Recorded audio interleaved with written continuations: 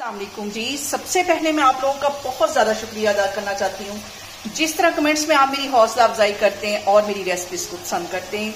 आज मैं बनाने लगी हूँ मटन करी, बहुत इजी तरीके के साथ और बहुत ही टेस्टी।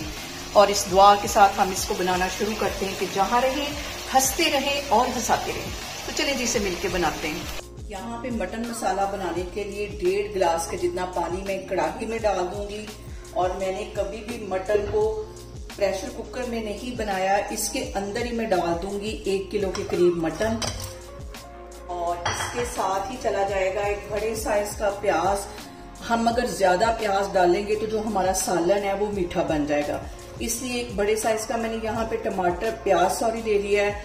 और तकरीबन 1 इंच का टुकड़ा अदरक का था, इसे बारीक बारीक काट लिया। 4 जवे लहसुन के, एक बड़े साइज का टमाटर है, ये इसमें चला जाएगा। ये सारी चीजें डालने के बाद 1 टीस्पून के करीब इसमें मैं डाल दूंगी नमक। और आधा टीस्पून से थोड़ी सी कम ये हल्दी है, ये इसमें चली जाएगी। और आधा ही टीस्पून इसमें चला जाएगा गरम मसाला।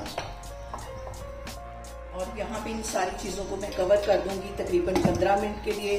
फ्लेम मैंने यहाँ पे लो रखी है। और यहाँ पे देखें जी, फ्लेम मैंने लो रखी हुई है क्योंकि मैं इसे कढ़ाई में बना रही हूँ। और इसलिए हल्की आग पे इसको रखूंगी ताकि हमारा जो मटन है, टमाटर प्याज ये अच्छी तरह गल जाए। तो मैं आपको 15 मिनट के बाद दिखाती हूँ। और यहाँ पे देखें जी, मटन को हल्की आग पे पकते हुए तकरीबन 15 मिनट हो गए। और अब इसके अंदर मैं डाल दूंगी आधा कप के जितना कुकिंग ऑयल। अब हम इसकी करेंगे बुनाई तकरीबन 15 से 20 मिनट के लिए।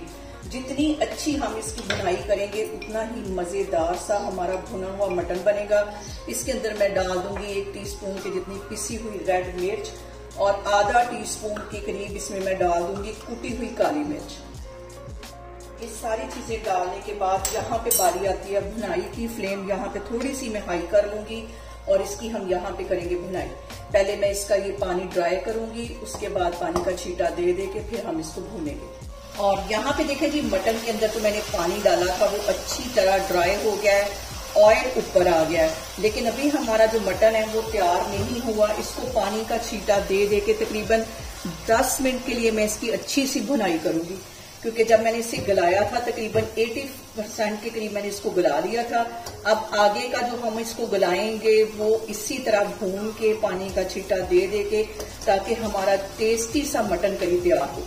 और यहाँ पे जो एक सबसे अहम बात वो एक ही है कि आप खाने को जितनी मोहब्बत और चाहत से बनाएंगे, खाना उतना ही टेस्टी बनेगा। और यहाँ पे मैं इंडिया में रहने वाले अपने बहन भाइयों का बहुत शुक्रिया अदा करना चाहती हूँ, जिस तरह वो मुझे अप्रिशिएट करते हैं, मेरी रेसिपीज को पसंद करते हैं। यहाँ पे देखें जी, मटन की भुनाई करते हुए मुझे तकरीबन 15 मिनट हो गए हैं। और आपको इसके कलर से अंदाजा हो गया होगा कि कितनी अच्छी इसकी भुनाई हो गई है। यहाँ पे मैं चूल्हा बंद करती हूँ, इसको मैं करती हूँ डिश आउट, फिर मैं आपको दिखाती हूँ। देखें जी, बहुत ही टेस्टी हमारी मटन करी बन के तैयार हो गई है। आप इसे मेरे तरीके से बनाएं और मुझे कमेंट्स में बताएं कि आपको मेरी रेसिपीज कैसी लगती हैं। और मेरी वीडियोस को ज्यादा से ज्यादा शेयर करें और मुझे सब्सक्राइब करें। और अपना बहुत सारा ख्याल रखें। इंशाल्लाह ताला मैं एक और वीडियो में आपके सामने आऊंगी। अल्लाह हाफिज।